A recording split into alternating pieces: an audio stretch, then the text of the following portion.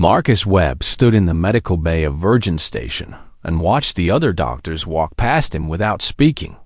The station was massive, a spinning wheel of metal and glass, where hundreds of alien species came to trade and live and work together. He had been assigned here 6 months ago as a human medic in the xenobiology ward. Every day he treated aliens from across the galaxy. Insectoid wrecks with their clicking mandibles, reptilian creche with scales that shimmered under the lights, gaseous etherans who floated in containment suits, and dozens of other species he was still learning about. Every day they mocked him.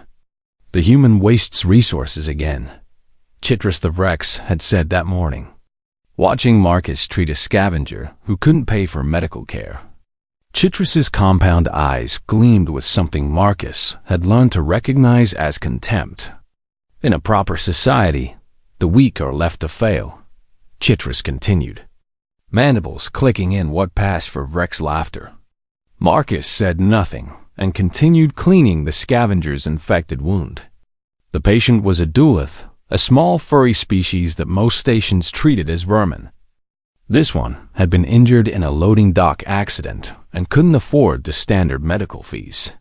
Marcus had found him shivering behind some cargo containers and brought him in. His supervisor, Curator Vess, appeared in the doorway. She was a sylphine tall and graceful with silver skin that seemed to glow with an inner light. Her species prided themselves on logic and efficiency. "Dr. Webb," she said, her voice cold and precise. "I need to speak with you." Marcus finished bandaging the duolith and sent him on his way before following Vess to her office. "You gave away 3 meal rations yesterday," Vess stated, pulling up data on her screen. "There were families in the lower decks who were hungry." "There are always hungry families in the lower decks," Vess interrupted. "You cannot feed the entire station. I can feed the ones I meet," Marcus replied quietly. Vess's silver skin darkened slightly, a sign of frustration in her species. "Your emotional responses are a liability," she said.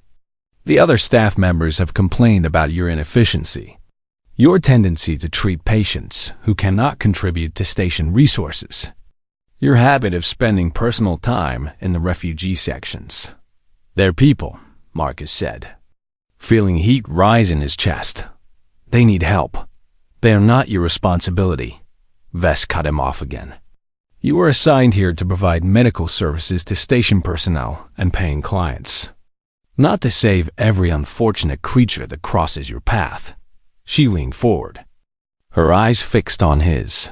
"Your career will end before it begins if you continue this way," she warned. "The galaxy does not reward kindness, Dr. Webb. It rewards strength and efficiency." Marcus wanted to argue, but knew it would accomplish nothing. He had heard variations of this speech from every superior officer he'd ever had. Humans were young in the galactic community, barely 200 years since first contact. They were still learning how things worked out here among the stars. And what Marcus had learned was that most species valued self-preservation above all else. The Vrex had evolved from solitary hunters who only cooperated when absolutely necessary. The creche came from a world where resources were scarce and competition was brutal. Even the peaceful Sylphine had built their society on cold calculation and logic. Compassion for strangers was rare. Helping those who couldn't help you in return was seen as foolish. Marcus understood their perspective. He just couldn't accept it. "I'll try to be more efficient," he lied. Vess studied him for a long moment, then dismissed him with a wave. That evening, as Marcus was preparing to end his shift, alarms blared through the medical bay. Emergency lights flashed red. "All medical personnel to Docking Bay 7, the station's AI announced. Hostile life form in custody. Multiple injuries to security team." Marcus grabbed his medical kit and ran. When he arrived at the docking bay, he found chaos. Security officers in powered armor stood in a wide circle around a massive cargo container. Inside the container, visible through reinforced glass, was something Marcus had only seen in training videos, a Mulgar. The creature was enormous, easily 4 meters tall, with 6 powerful limbs that ended in razor-sharp claws. Its body was covered in overlapping plates of obsidian black chitin that looked harder than steel. A cluster of amber eyes dominated its wedge-shaped head. Even injured and restrained, it radiated deadly power. Found it drifting in a damaged escape pod, the security chief, a Kresh named Sarn, explained to the gathering crowd of doctors and scientists. Thing killed half the boarding team before we managed to sedate it.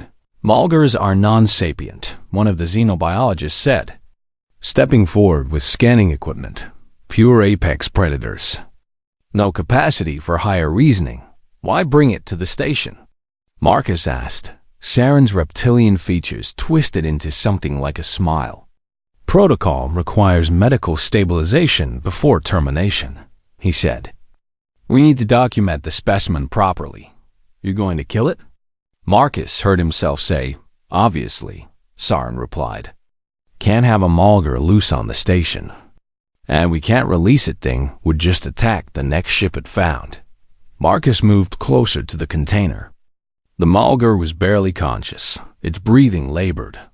He could see deep wounds in its chitin plasma burns that had melted through the armor in several places.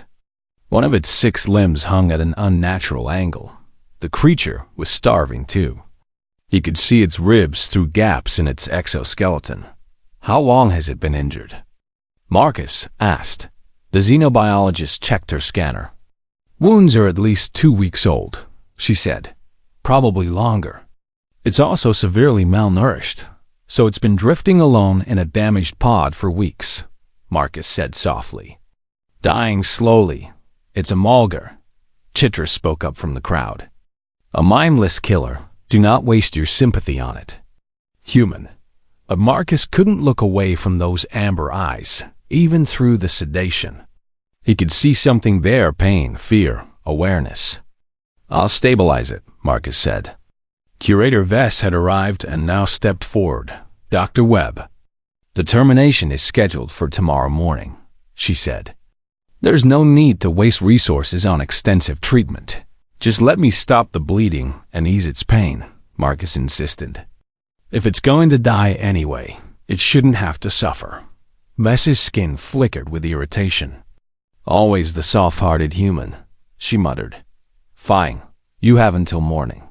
But do not interfere with the termination schedule. The crowd dispersed, leaving Marcus alone with the security team and the dying Mulgar. I need to enter the container, Marcus said. Saren's eyes widened. Absolutely not. It's sedated. Restrained and dying, Marcus countered. I can't treat it properly from out here, after a long argument and triple-checking the sedation levels. Sarn finally agreed. Marcus stepped through the airlock into the container. The Mulgar's head turned slightly, those amber eyes focusing on him with surprising clarity. Marcus felt his heart hammering, but kept his movements slow and calm. Hey there, he said softly, knowing the creature couldn't understand. I'm here to help. He began his examination. The wounds were worse than he'd thought, deep burns that had become infected. Broken chitin that needed to be cleaned and sealed. Signs of internal injuries as he worked. Marcus talked to the creature in a gentle voice. He explained what he was doing. Apologized when he had to cause pain. Praised it when held still. The Mulgar watched him with those strange amber eyes. Its breathing gradually became less labored as Marcus administered pain medication and antibiotics. When he finally cleaned and sealed the worst of the wounds, the creature made a low rumbling sound, not aggressive, almost questioning. Marcus placed his hand carefully on the Mulgar's massive head. I know it hurts, he whispered. But you're going to be okay for tonight. The creature's eyes slowly closed. Marcus worked through the night while the station slept. He knew tomorrow they would kill this magnificent being, but tonight, at least, it wouldn't suffer alone. And Marcus Webb, the human who everyone mocked for being too kind.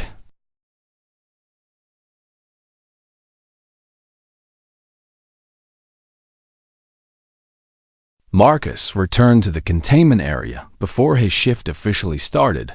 The termination had been delayed.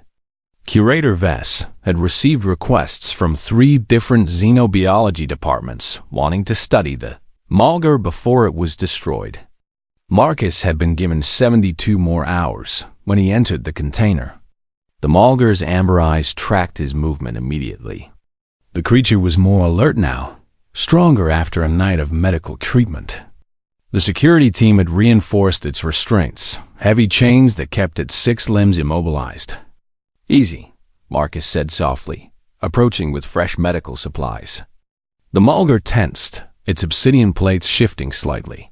Marcus had read every file on Malgars during the night. They were classified as non-sapient apex predators, found on 17 different worlds. No one knew their world of origin. They seemed to spread across space like a plague, always alone, always hunting. They had no language, no tools, no culture. Just instinct and violence, that was what the official records said. But as Marcus came closer, and those amber eyes focused on him with clear recognition, he found himself doubting those records. "Remember me?" Marcus asked, settling down beside the creature's massive head. The Malgar's breathing changed, became slower, more relaxed. Marcus began checking the wounds he had treated the night before. The plasma burns were responding well to the medication. New chitin was already beginning to form at the edges. As he worked, Marcus continued talking. He told the Malgar about Earth, about the animals humans had lived with for thousands of years. He described dogs, creatures that had once been wolves, fierce predators that humans had befriended and domesticated. He talked about horses, cats, even birds, all species that humans have learned to bond with across the evolutionary divide. "Everyone here thinks I'm crazy," Marcus admitted, cleaning another wound. "Maybe I am. But I look at you and I don't see a mindless monster." The Malgar made that low rumbling sound again. Marcus had brought food raw protein synthesized to match what the research said Malgars could digest. He held it out carefully, the creature's eyes fixed on the food. Then shifted back to Marcus's face. It moved its head, just slightly toward the offering. Marcus placed the food where the Malgar could reach it. Those powerful jaws, which could crush starship hull plating, took the food with surprising gentleness over the next 2 days. Marcus spent every free moment in the container. The other medical staff thought he was insane. "You're forming an attachment to a creature scheduled for termination," Curator Vess said during one of her increasingly frequent visits to his quarters. "This is not healthy, Dr. Webb. It's responding to treatment," Marcus argued. "Its wounds are healing. It's eating regularly. It's a Malgar," Vess interrupted, her silver skin flickering with impatience. "Its recovery is irrelevant. The termination order stands. But what if it's not what we think it is?" Marcus pressed. "What if Malgars are actually sapient?" Vess stared at him. "Sapient?" She repeated. "They have no language, no technology, no social structures. Neither did human children raised in isolation," Marcus countered. "That doesn't make them non-sapient. It makes them traumatized. This is exactly the kind of emotional reasoning that makes you unsuitable for this position," Vess said coldly. "You're projecting human psychology onto an alien predator." "I'm observing behavioral patterns that suggest intelligence," Marcus insisted. He pulled up his personal logs on his datapad. "Look, it responds to its name," he said. "You gave it a name?" Vess asked, her voice dangerously quiet. "I call it hope," Marcus admitted. "And when I say the name, it turns toward me. Its attention focuses, conditioned response," Vess dismissed. "Any animal can learn to respond to sounds. It's more than that," Marcus said, frustration building in his chest.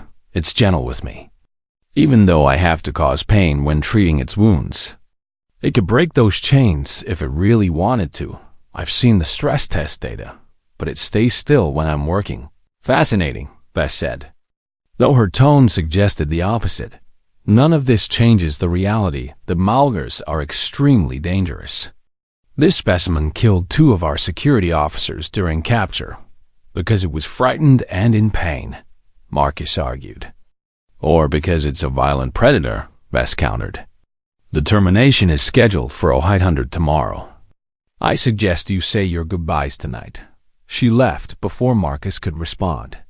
That evening, Marcus sat in the container with hope for what he knew might be the last time. The Malgar's wounds were almost healed now. It was stronger, more alert. Those amber eyes watched Marcus with an intensity that he couldn't explain. I tried, Marcus said quietly, his hand resting on Hope's massive head. I tried to make them understand. Hope made a soft chirping sound, something Marcus had never heard from a Malgar before. The creature shifted slightly, straining against the chains, and gently pressed its head against Marcus's chest. It was a gesture of affection, unmistakable. Undeniable, Marcus felt tears burning in his eyes. You're not a monster, he whispered. I know you're not. He stayed there for hours, sitting with Hope in the dim light of the container. His mind raced through possibilities. He could file an appeal with the Station Council, but that would take weeks. He could contact the Galactic Wildlife Preservation Committee, but they had no jurisdiction over individual stations. He could go to the media, but would anyone care about one Malgar? Or he could do something that would end his career and possibly his freedom. Marcus looked at the control panel near the container's entrance. The restraints and containment field were controlled from there.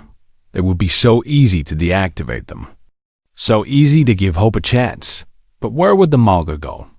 The station had thousands of inhabitants. If Hope ran wild, people would die. Unless... Marcus stood up slowly, an idea forming. What if Hope didn't run wild? What if the Malgar stayed with him? It was insane. The kind of plan that only someone who'd been mocked for excessive kindness would even consider. But as Marcus looked into those amber eyes, he saw trust there. Hope trusted him. Maybe, just maybe, that trust went both ways. Marcus took a deep breath. Okay, he said softly. We're going to do something really stupid. He walked to the control panel. His hand shook as he entered his authorization codes. Red warning text flashed across the screen. Unauthorized deactivation of containment protocols. Marcus ignored it. He pressed the final confirmation. The chains released with a heavy clank. The containment field shimmered and died. Hope stood up for the first time in days, stretching all 6 limbs. The creature was magnificent, at full height, terrifying and beautiful at the same time. Marcus's heart hammered so hard, he thought it might break his ribs. This was the moment that would prove whether he was right or dead. Hope turned those amber eyes toward him. The Malgar took one step forward, then another. Marcus forced himself to stand still. To show no fear, Hope came closer, towering over the small human. Then the creature lowered its massive head and made that soft chirping sound again. Marcus reached out with a trembling hand and touched Hope's face. We need to go, he said.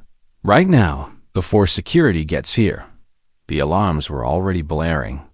Red lights flashed throughout the docking bay. Marcus moved toward the exit and Hope followed. Not attacking, not fleeing, following. They stepped out of the container together. Security teams were already mobilizing. Marcus could hear their boots pounding on the metal deck. He had maybe 2 minutes before they arrived. Stay close to me, Marcus told Hope. Knowing the Malgar probably couldn't understand, but hoping it sensed his intent. They started moving through the docking bay. The alarm grew louder. Automated defense systems hummed to life. Marcus had just committed an act that the station would consider sabotage or treason. But as Hope walked beside him, this supposedly mindless killer moving with careful precision to avoid bumping into the smaller human, Marcus knew he had made the right choice. Even if it cost.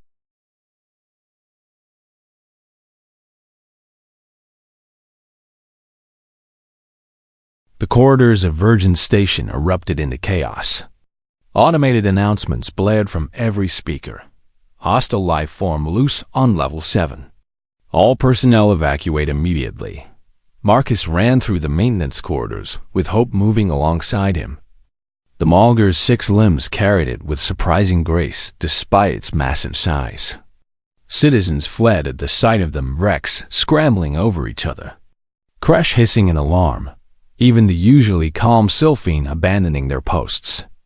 "Hope, we need to find somewhere safe," Marcus panted, his human lungs burning from the sprint. The Malger's amber eyes scanned their surroundings constantly. When they turned a corner, they came face to face with a security squad. 10 officers in powered armor with plasma rifles already raised. "Get down." The squad leader shouted at Marcus. Hope immediately moved between Marcus and the weapons. The creature's obsidian plates shifted, its body becoming a living shield. "Don't shoot," Marcus yelled. "It's not attacking anyone." "Step away from the creature, Dr. Webb," the squad leader ordered. "No," Marcus said firmly, moving closer to Hope. "Listen to me. This Malger is not hostile." One of the officers fired. The plasma bolt hit Hope's shoulder, searing through chitin. The Malger roared a sound that shook the corridor walls. But it didn't attack. Instead, Hope pressed closer to Marcus, curling its massive body around him protectively. "Hold fire," someone shouted. Security Chief Sarn pushed through the squad, his reptilian features twisted with confusion. "What in the 7 hells is happening here?" he demanded. "It's protecting me," Marcus said, his hand on Hope's wounded shoulder. "Can't you see? It's not trying to hurt anyone. It killed Officer Drex when it broke containment," Sarn said coldly. Marcus felt his stomach drop. "What?" "Your Hope tore through 3 security checkpoints to get out of Docking Bay 7, Sarn continued. Drex tried to stop it. The Malger cut him in half. Guilt crashed over Marcus like a wave. I didn't think. No, you didn't think," Sarn agreed. "You let a predator loose on a station full of civilians because of your human feelings. More security forces arrived, surrounding them from all directions," Hope growled, a deep rumbling that Marcus felt in his bones. "Please," Marcus said desperately. "Just let me take it back to containment peacefully. No one else needs to die. You're under arrest." "Dr. Webb," Sarn said. As for the Malger, he raised his weapon. Hope's body tensed. "Wait," Marcus shouted, but before anyone could fire, Hope moved. The Malger grabbed Marcus with surprising gentleness and bolted. Plasma fire erupted behind them. Hope took hits meant for Marcus, its body shuddering with each impact, but never slowing. They crashed through a maintenance door and into a service shaft. Hope climbed with 3 limbs, while holding Marcus with the other 3. The security forces couldn't follow. The shaft was too narrow for their powered armor. Minutes later, Hope deposited Marcus in a small storage room deep in the station's lower levels. The Malger was bleeding from a dozen new wounds. "You're hurt," Marcus said, his voice breaking. "You're hurt because of me." Hope made that soft chirping sound and curled around Marcus again. They stayed there for 2 hours before the security forces found them. This time, Sarn brought stun weapons. Hope fought to protect Marcus, but the stunning charges overwhelmed its nervous system. The great creature collapsed, unconscious. Marcus was dragged away in restraints, while Hope was loaded onto a heavy cargo transport. "You killed a good officer tonight," Sarn said, as they hauled Marcus toward detention. "I hope your pet was worth it." The guilt was suffocating. Marcus had thought he was saving Hope, but all he'd done was prove everyone right about his dangerous compassion. Someone had died because he couldn't accept that sometimes the galaxy was cruel. The detention cell was small and cold. Marcus sat on the metal bench and put his head in his hands. What had he done? 3 days later, they brought him before a tribunal. The chamber was filled with representatives from dozens of species. Curator Vess sat on the judicial panel, her silver skin glowing under the harsh lights. Beside her was a Kresh Admiral, a Vrex Council member, and representatives from the Galactic Peacekeeping Force. Dr. Marcus Webb, Vess began, her voice echoing through the chamber. You are charged with sabotage of station security systems, reckless endangerment of civilian lives, and criminal negligence resulting in the death of Security Officer Drex. The charges hung in the air like a death sentence. How do you plead? Vess asked. Guilty, Marcus said quietly. But I need to explain. Explanation is not required, the Kresh Admiral interrupted. Your actions speak clearly enough. Please, Marcus insisted. The Malgar Hope is not what you think. It's sapient. It's capable of forming bonds. It killed an officer, the Admiral said flatly, because it was frightened. Marcus argued, standing despite his restraints, because it woke up surrounded by armed soldiers trying to drag it away from the only being who'd shown it kindness.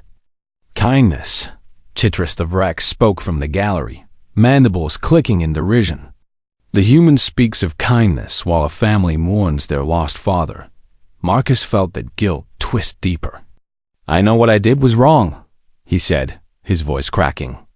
I know Officer Drex is dead because of my choices, and I'll carry that for the rest of my life. But that doesn't change what I discovered. Malgars are not mindless predators. They have no language, Vess stated. Neither do human infants, Marcus countered. That doesn't make them non-sapient. They have no culture. No technology, the Admiral added, because they're alone. Marcus said with rising passion. Every Malgar ever encountered has been solitary. What if that's not natural? What if they're supposed to be social creatures, but we've been killing them before they can form groups? Speculation, Vess said dismissively. Then let me prove it, Marcus pleaded. Let me work with hope. Study the bond we formed. The creature will be terminated within the hour, the Admiral declared. And you will be exiled from Virgin Station and barred from medical practice in galactic space. You're making a mistake, Marcus said desperately. Hope showed loyalty, showed the capacity for emotional attachment. It showed the capacity for violence, Vess corrected. And your emotional attachment to it has blinded you to reality. Dr. Webb, she leaned forward, her eyes hard. You come from a young species, she said. Humans have only been part of the galactic community for 2 centuries. You still think with your primitive mammalian emotions rather than logic. Maybe that's not a weakness, Marcus shot back. Maybe that's humanity's strength. We can see the person behind the predator. We can form bonds across species lines. You formed a bond with a creature that killed an innocent being. Chitris interrupted. This is not strength. This is delusion. The tribunal deliberated for less than 10 minutes. Marcus was sentenced to permanent exile, and his medical license was revoked. Hope was to be terminated immediately. As guards came to escort him away, Marcus made one last plea. Just let me say goodbye, he asked. Please. Let me see Hope one more time. Vess considered this for a long moment. No, she finally said. The attachment is unhealthy for both of you. A clean break is better. They dragged Marcus back to his cell, through the walls. He could hear the sounds of the station's lower levels, the hum of machinery, the chatter of citizens, the normal sounds of life continuing. Somewhere in this station, Hope was waiting to die, alone, frightened, probably wondering why Marcus had abandoned it. The human who everyone had mocked for being too kind sat in his cell and realized that maybe they were right. Maybe kindness in a cruel galaxy was just another form of selfishness. Maybe he had saved Hope just to make himself feel better, and now both of them would pay the price. Marcus closed his eyes and tried not to think about those amber eyes watching him with trust. Tried not to think about the soft chirping sound Hope made when content. Tried not to think about how a creature everyone called a monster had used its own body as a shield to protect him. But he couldn't.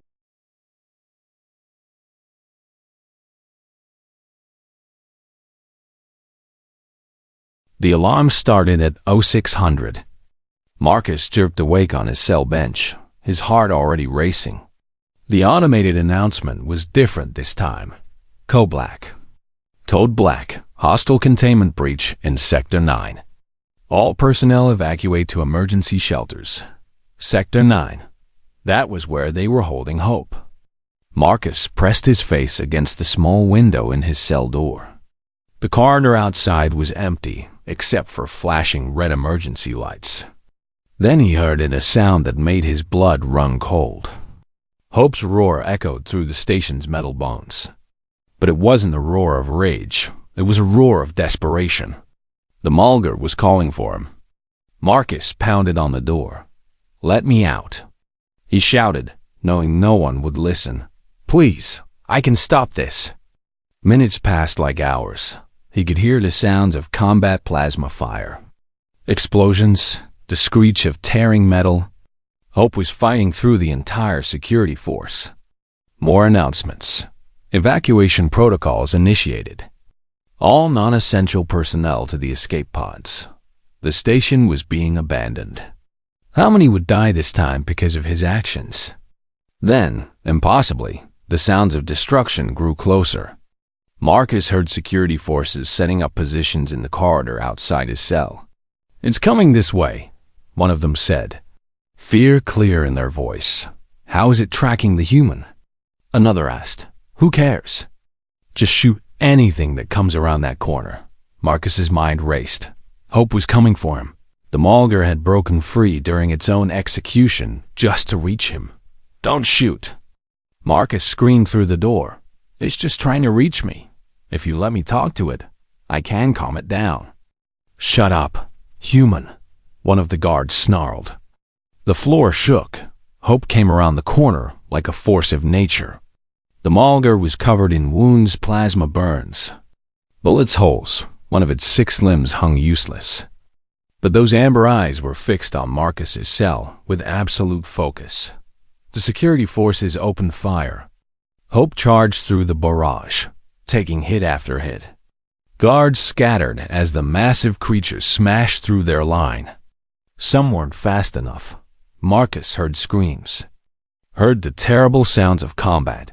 More deaths, more blood on his hands. Hope reached his cell door and began tearing at it with its claws. The reinforced metal shrieked in protest. "Hope, stop!" Marcus shouted. "You're going to get killed." The Mulgar didn't stop. It ripped the door from its frame with a screech of tortured metal and tossed it aside. Then Hope stood there in the doorway, bleeding and panting, looking at Marcus with those eyes that held so much more than animal instinct. The creature was dying. Marcus could see it. Too many wounds. Too much blood loss. Why? Marcus whispered, tears streaming down his face. "Why did you do this?" Hope stepped into the cell, moving carefully despite its injuries. The massive creature lowered its head and pressed it gently against Marcus's chest. That soft chirping sound, barely audible over the alarms. Marcus wrapped his arms around Hope's enormous head. "I'm sorry," he sobbed. "I'm so sorry. I should have just left you alone. I should have let them end it quickly." Hope pulled back and looked at him. Then the Mulgar turned and positioned itself in the doorway, blocking the entrance, standing guard. "What are you doing?" Marcus asked. More security forces appeared at the end of the corridor. But they didn't advance. They stood there, weapons raised, staring at the wounded Mulgar that had fought through half the station just to stand outside a prisoner's cell. Security Chief Sarn pushed through the ranks. He looked at the scene. Hope standing guard. Marcus standing behind the creature, and his reptilian features showed something Marcus had never seen there before: uncertainty. "Dr. Webb," Sarn called out. "Tell the creature to stand down." "I don't control it," Marcus replied, his voice hoarse. "It's not a pet. It's not a weapon. It's a person making its own choices. It's killed 4 more of my officers," Sarn said, his voice tight with anger and grief. Marcus felt each death like a knife to the heart. "I know," he said quietly, "and I'll answer for that, but they attacked first." Hope only fought because it was trying to reach me. Why? Soren demanded. Why does a supposedly non-sapient predator care about one human? Because I showed it kindness, Marcus said simply. Because I treated it like it mattered. And it remembered. Hope swayed slightly, weakening from blood loss. But the creature didn't move from the doorway.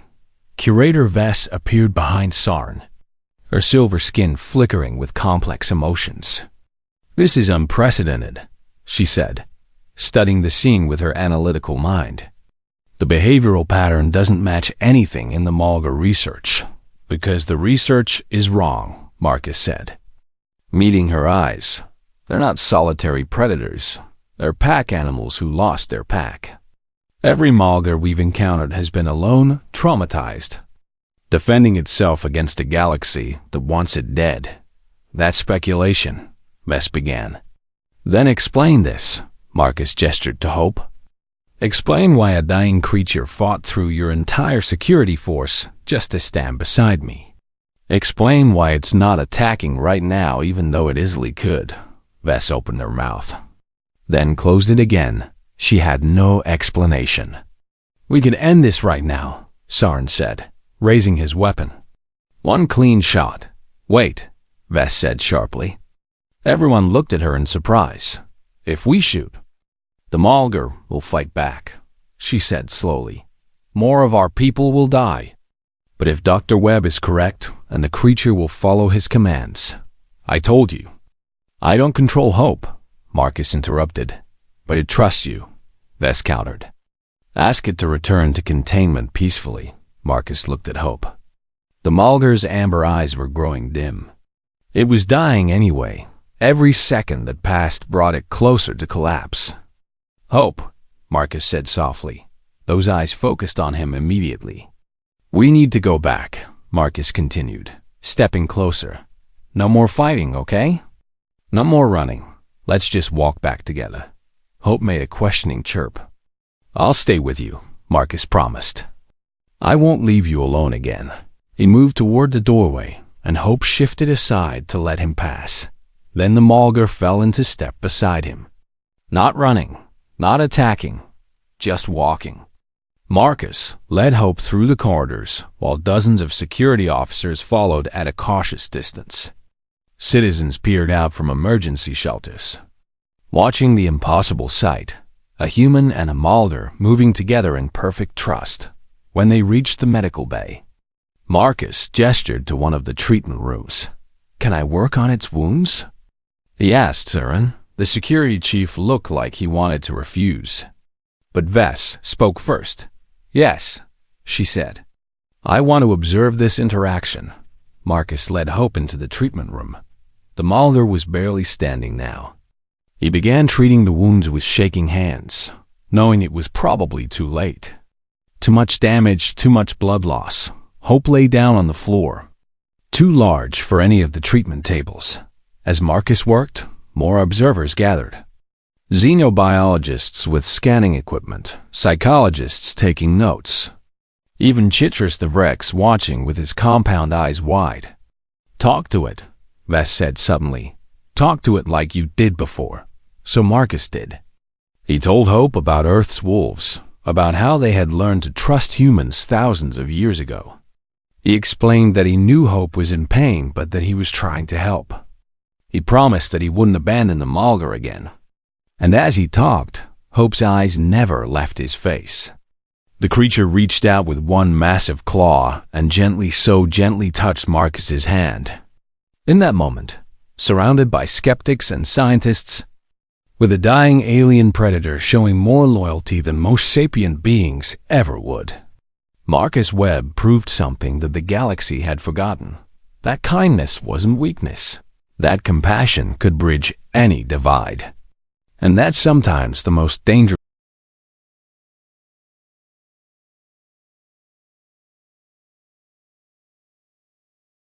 Hope survived. Barely. Marcus worked for 18 hours straight, assisted by a team of xenobiologists who were no longer mocking him. The Malgar's injuries were severe organ damage, massive blood loss, shattered chitin across 3 limbs. But hope was strong, and more importantly, hope had a reason to fight. Every time the creature's vital signs began to fail, Marcus would talk to it. And those amber eyes would focus on him with renewed determination on the third day after the incident. Hope was stable enough to be moved to a specialized medical containment unit. Marcus refused to leave its side. Curator Vess had suspended his exile pending a full investigation into Mulgar cognition. The station was abuzz with scientific activity. Researchers from across the galaxy had requested access to study the bond between human and Mulgar. The readings are extraordinary, Dr. Kelvin, a human neurologist, explained to the gathering crowd of scientists. When Dr. Webb interacts with the specimen, we see neural activity patterns that match sapient emotional processing in dozens of species. One specimen proves nothing, Chitras argued, though his mandibles clicked with less certainty than before. Then let's find more, Vess said. Everyone turned to stare at her. The galactic records show 17 worlds where Mulgars have been encountered, she continued. All of them describe solitary individuals exhibiting aggressive behavior. But what if Dr. Webb is correct? What if their isolation is the cause of their aggression, not their nature? You want to capture more of these creatures? Sarin asked incredulously. I want to test a hypothesis, Vess corrected. And I want to do it properly, with empathy protocols. She looked at Marcus. You'll lead the research team, she said. Marcus shook his head. I can't, he said quietly. I killed people, Officer Drex. The others, my good intentions don't change that. Officer Drex's family has asked to speak with you, Sarin said. His voice careful, Marcus felt his stomach drop. They want to meet the man whose compassion killed their father? He asked bitterly. They want to understand, Sarin replied. The meeting took place in a small conference room. Drex's widow was a Kresh female named Sala. Her scales a deep green that had dulled with grief. Their 2 children sat beside her, young enough that they probably didn't fully understand what had happened. Marcus couldn't meet her eyes. I'm sorry, he said. The words utterly inadequate. I'm so sorry. I thought I was doing the right thing, but I was wrong. And your family paid the price. Look at me, Sala said. Her voice firm. Marcus forced himself to meet her gaze. My mate died doing his duty, she said. He died protecting this station from a perceived threat. That's not your fault. Dr. Webb, but I created the threat. You revealed a truth that no one else had the courage to see. Sala interrupted. I've watched the recordings. I've seen how that creature fought through the entire security force just to stand beside you. I've seen it let you treat its wounds while surrounded by armed guards. She leaned forward. My mate died in the line of duty, she said, but his death wasn't meaningless. It proved that we've been wrong about an entire species. That we've been killing sapient beings because we didn't understand them. Tears ran down Marcus's face. I don't deserve your forgiveness, he whispered. Perhaps not, Sala agreed, but you have it anyway. Because that's what my mate would have wanted. He believed in protecting the innocent. And if Mulgars are innocent beings we've been persecuting, then his death helped expose a great injustice. The investigation that followed transformed everything the galaxy knew about Mulgars. Research teams carefully approached the 17 known Mulgar populations. Instead of attacking on sight, they used Hope's behavioral patterns as a template. They offered food, medical care, and most importantly, companionship. The results shocked the scientific community.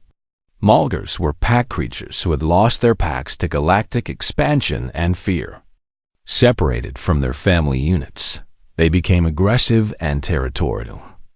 But when approached with kindness and given the opportunity to bond, they showed remarkable intelligence and emotional depth. They couldn't speak, but they could communicate through body language. Vocalizations and touch. They couldn't build technology, but they could solve complex problems. They couldn't write their history, but they could remember and grieve within 6 months. The Galactic Council officially reclassified Mulgars as sapient beings. Hunting them became illegal. Preservation efforts began on every world where they'd been found. And at the center of it all was Marcus Webb, the human doctor who'd been mocked for his kindness. The tribunal that had sentenced him to exile was reconvened. This time, the chamber was filled with different energy. "Dr. Webb," Curator Vess began, her silver skin bright with something that might have been pride. "In light of new evidence, this tribunal finds that your actions, while unorthodox and dangerous, ultimately revealed a grave injustice being perpetrated against a sapient species. Your exile is rescinded," the Kresh Admiral added, "and your medical license is restored. Furthermore," Vess continued, "the Galactic Council has approved funding for a new xenological research station dedicated to studying and protecting Mulgar populations. They've requested that you serve as director." Marcus looked at all of them, these beings who had judged him so harshly. "I don't want to run a research station," he said quietly. Confusion rippled through the chamber. "I want to build a sanctuary," Marcus continued. "A place where Mulgars and other misunderstood species can heal and form the family units they need. Not a laboratory, a home." Vess considered this. "That can be arranged," she said. 6 months later, Marcus stood on the surface of a world the Galactic Council had designated for Mulgar preservation. The planet was beautiful, vast forests, clear rivers, mountains that stretched toward purple skies. Hope stood beside him, fully healed now and stronger than ever. Over the past months, they brought 17 more Mulgars to the sanctuary. Each one had been alone, aggressive, traumatized, and each one had transformed when given the chance to join a pack. Now they moved through the forest in family units, hunting together, caring for each other, living as they were meant to live. "It's working," a voice said behind Marcus. He turned to see Chitras. "The Vrex had requested transfer to the sanctuary 3 months ago. I judged you harshly," Chitras said, his mandibles clicking softly. "I called your kindness weakness." "I was wrong. You weren't the only one," Marcus replied. "No," Chitras agreed, "but I want to learn. Teach me how you see the world. Teach me how to look at a predator and see a person." Other species had sent representatives too. Scientists who wanted to study the bonds forming between Mulgars. Psychologists interested in cross-species empathy. Even Sala had come, bringing her children to see the sanctuary. "My mate would have loved this," she told Marcus, watching Mulgars play in a clearing. He would have been proud to know his death led to this. As the sun set over the sanctuary, Hope returned from a hunt with its pack. The Mulgar had bonded with 3 others, forming a family unit. But when Hope saw Marcus, it left the others and came to him immediately. That gentle chirp, that careful touch of its massive head against his chest. Marcus had given Hope a second chance at life. And Hope had given Marcus something equally precious, proof that his kindness wasn't weakness, that his refusal to give up on others could change the galaxy. One of the young Mulgars, a smaller one Hope had taken under its protection, approached Marcus cautiously. It had been rescued from a hunting preserve where it had been kept in isolation for sport. Now it was learning to trust again. Marcus held out his hand slowly. The young Mulgar sniffed it, then made a tiny chirping sound. "Progress." "You were right." Vess's voice came through his communicator. "About everything. The galaxy is changing because of what you proved here." Marcus looked out at the sanctuary, at the Mulgars living in peace, at the representatives from dozens of species learning to see with empathy instead of fear. "I wasn't right about everything," Marcus said quietly. "People died because of my mistakes. I'll carry that forever." "Yes," Vess agreed. "But you'll also carry this, the knowledge that your compassion saved an entire species from extinction, that your stubborn refusal to accept cruelty as inevitable changed how we think about intelligence and personhood." As night fell, The Mulgars gathered in their family groups. They made soft sounds to each other, not language as most species knew it, but communication nonetheless. Marcus sat among them. This small human surrounded by creatures that could tear him apart without effort. And he was safer there than he'd ever been among those who mocked his kindness. Because kindness, it turned out, was the most powerful force in the galaxy. It could bridge the gap between species. It could transform fear into understanding. It could take a human and a predator and turn them into family. The stars came out above the sanctuary. Hope settled beside Marcus, and his pack curled around them both, somewhere in the galaxy. Other humans were making first contact with new species. Marcus hoped they would remember this lesson, that the greatest strength humanity possessed wasn't their technology or their cleverness. It was their stubborn, foolish, beautiful insistence on caring, even when it seemed like the universe was mocking them for it. Especially then,